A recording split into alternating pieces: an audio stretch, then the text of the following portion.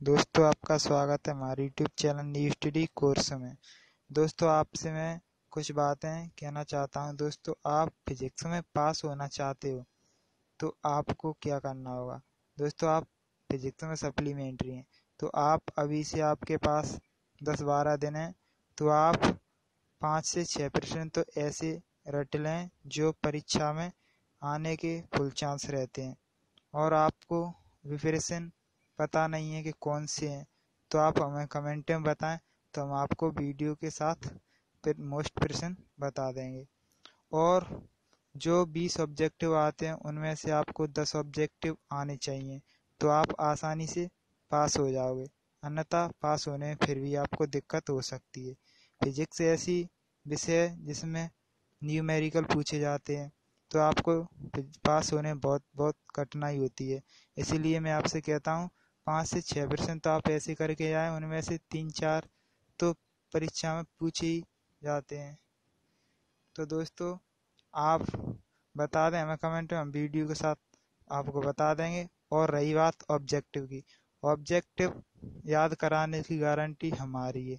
हम आपके लिए इम्पोर्टेंट ऑब्जेक्टिव के set A B C D 4 set हैं जो बता रहे हैं, जिसमें से सी सेट ए आज हम आपके पास लाए हैं और डी परीक्षा से 2-4 दिन पहले आपके लिए लाएंगे। तो आपको यह 20 ऑब्जेक्टिव कैसे याद रहेंगे, इसका सबसे सरल तरीका यह है कि पहले तो एक बार आप वीडियो को अच्छी तरह से देखें और समझें, और दूसरी बात फिर भी देखें, और तीसरी बात जब मैं आंसर बताऊं उससे पहले आप मन में सोच लें कि इसका कौन सा आंसर सही है। जब तक आप 3 बार वीडियो को देख लोगे तो आपको ये 20 ऑब्जेक्टिव पक्के हो जाएंगे। तो दोस्तों, इसी प्रकार आप 5 मिनट की वीडियो को 3 बार देखोगे तो आपकी 15 मिनट बर्बाद होंगे, जिससे आपको 20 ऑब्जेक्टिव पक्के याद हो जाएंगे। तो चलते हैं, वीडियो को स्टार्ट करते हैं। तो दोस्तों, वीडियो को स्टार्ट करने से पहले आपने अभी तक हमारे चैनल को सब्सक्राइब नहीं किया तो प्लीज़ सब्सक्राइब कर दें और बेल आइकन को प्रेस कर दें। तो चलते हैं, वीडियो को स्टार्ट कर दें। तो दोस्तों, आपका पहला प्रश्न है, समविभव पृष्ठ तथा विद्युत बल रेखाओं के बीच कोण होता है। तो दोस्तों, जिसका पहला ऑप्शन है 0 डिग्री, दूसरा 180 डिग्री, तीसरा 90 डिग्री और चौथा 45 डिग्री। तो दोस्तों, आपको पता होना चाहिए जो समविभव पृष्ठ और विद्युत बल रेखाओं के बीच जो कोण बनता है वो आपका 90 डिग्री का बनता है। दोस्तों, और प्रश्न नंबर दूसरा है, अतिचालक पदार्थ की चालकता होती है। जिसका ऑप्शन दिया है, पहला है अनंत, दूसरा है बहुत अधिक अत्यधिक और तीसरा है बहुत कम और चौथा है शून्य। तो दोस्तों, आप इसका आंसर अनंत करना। ऐसा नहीं हो जाए कि अतिचालक शब्द को देखकर आप बहुत अधिक करे आए। नहीं, इसका सही आंसर आपका पहला है। दोस्तों, प्रश्न नंबर तीसरा है, किसी परिपथ में विद्युत धारा का मापन करने के लिए लगाते हैं। दोस्तों, जो आपका धारा को मापने का यंत्र होता है जो अमीटर होता है, तो इसका सही आंसर क्या होगा, अमीटर। ऐसा नहीं है आप किसी धारा को माप रहे हैं तो इसका सही आंसर धारा मापी करा। नहीं, धारा मापी केवल अब धारा की उपस्थिति का पता लगता है, धारा को मापता नहीं है। और वोल्ट मीटर होता है जो वोल्टेज को मापता है। तो इसका सही आंसर आप अमीटर करके आना। दोस्तों, प्रश्न नंबर चौथा है, अन्योन्य प्रेरण में प्रयुक्त कुंडलियां होती हैं। तो दोस्तों, इसका पहला ऑप्शन है 1, दूसरा ऑप्शन है 2 और तीसरा ऑप्शन है 3 और चौथा है 4। तो दोस्तों, जो अन्योन्य प्रेरण होता है उसमें 2 कुंडलियां प्रयुक्त की जाती हैं, तो इसका सही आंसर दूसरे नंबर का है। और दोस्तों, यहाँ पर स्वप्रेरण आ जाती है तो उसमें केवल 1 कुंडलियां प्रयुक्त की जाती है। तो दोस्तों, प्रश्न नंबर 5 है, निम्न में से किसकी तरंग दैर्घ्य सबसे कम होती है। तो दोस्तों, आपको बता दें कि सबसे कम तरंग दैर्घ्य वाली किरण गामा किरण होती है। तो दोस्तों, आपको पता होना चाहिए कि जो ऑप्शन है इनमें गामा किरण दी नहीं है और दूसरे नंबर पर होती है एक्स किरण। तो इसका सही आंसर आपको एक्स किरण करके आना है। और जो सबसे अधिक तरंग दैर्घ्य वाली किरण है वो रेडियो तरंगें होती है। तो ऐसे भी पूछ ले तो आप वही करना है। दोस्तों, प्रश्न नंबर, अब जे रिक्त स्थानों की पूर्ति करनी है। तो इसका पहला है, हीरे का अपवर्तनांक डॉट डॉट होता है। तो दोस्तों जो हीरे का अपवर्तनांक होता है जो सबसे अधिक होता है, तो आपको क्या करना है, इसका आंसर सबसे अधिक। दोस्तों प्रश्न नंबर दूसरा है, अब ध्रुवण कोण पर किसी तल से परावर्तित एवं अपवर्तित किरण के बीच का कोण डॉट डॉट होता है। तो दोस्तों जो ध्रुवण कोण पर परावर्तित कोण और अपवर्तन किरण के बीच जो कोण बनता है वो 90 डिग्री का कोण बनता है। तो दोस्तों इसका सही आंसर क्या होगा, 90 डिग्री। और दोस्तों यह प्रश्न ऐसे भी आ जाता है, आपको यहाँ दे देगा IP प्लस R बराबर डॉट डॉट डॉट, तो आपको यहाँ पर 90 डिग्री ही भरना होगा। तो ध्यान रखना दोस्तों, ये प्रश्न ऐसे भी पूछा जा सकता है। दोस्तों प्रश्न नंबर तीसरा है, डी ब्रोगली तरंगें डॉट डॉट तरंगें नहीं हैं। तो दोस्तों यह भी प्रश्न घूम के आ सकता है। दोस्तों आपको ऐसे भी पूछ लिया जा सकता है कि डी ब्रोगली तरंगें डॉट डॉट तरंगें होती हैं। तो आपको सही से याद रखना है। यदि आपको प्रश्न में नहीं आता है, यह नहीं लिखा है, वो आता है, तो आपको विद्युत चुम्बकीय तरंगें आंसर में लिखना होगा। क्या लिखना होगा, विद्युत चुम्बकीय तरंगें। और अगर आपके पास प्रश्न में ये नहीं आता है, तो आपको क्या करना होगा, फिर आपको प्रश्न में द्रव्य तरंगें भरना होगा, द्रव्य तरंगें। तो इसे सही से देख लेना।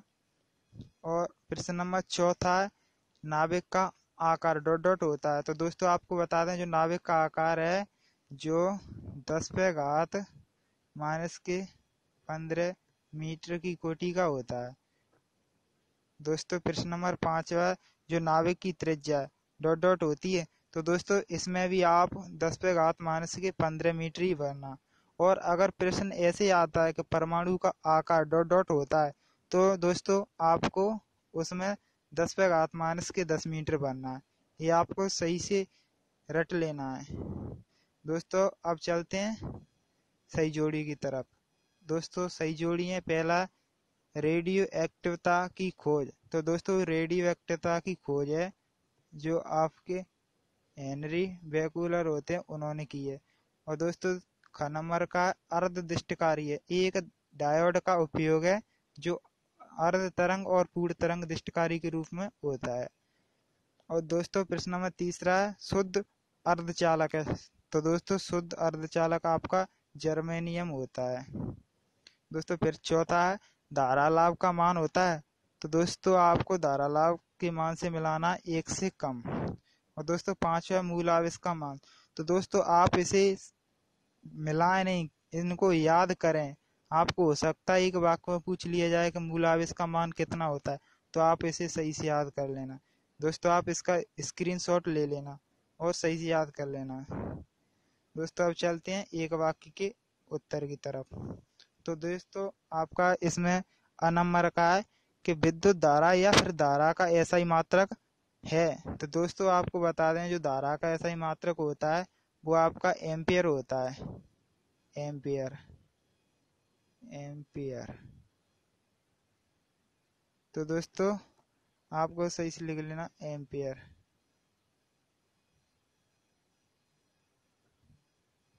दोस्तों क्या करना है, आपको पहले में एम्पियर करना है। दोस्तों अब ब नंबर का विद्युत चुम्बक किस पदार्थ के बनाए जाते हैं। तो दोस्तों आपको बता दें जो विद्युत चुम्बक होते हैं वो नरम लोहे के बनाए जाते हैं। और अगर आपको ऐसे पूछा जाता है कि स्थायी चुम्बक किस पदार्थ के बनाए जाते हैं, तो आपको उसमें फौलाद लिखना है। और दोस्तों अब प्रश्न नंबर 7, तो दूर संचार में कौन सी तरंगें प्रयुक्त की जाती हैं। तो दोस्तों आपका दूर संचार होता है उसमें सूक्ष्म तरंगें प्रयुक्त की जाती हैं। तो इसका सही आंसर क्या है, सूक्ष्म तरंगें। अब द नंबर का है, फोटोन की अवधारणा सबसे पहले किसने की थी। तो दोस्तों जो फोटोन है उसकी अवधारणा सबसे पहले जो वैज्ञानिक प्लांक थे उन्होंने की थी। तो आपको इसमें क्या लिखना है, प्लांक, प्लांक। दोस्तों प्रश्न नंबर ई वाला है, तो हाइड्रोजन बम किस प्रक्रिया का उदाहरण है। तो दोस्तों जो हाइड्रोजन बम होते हैं वो आपकी नाभिकीय संलयन की क्रिया का उदाहरण है। तो इसमें क्या लिखना है आपको, नाभिकीय संलयन।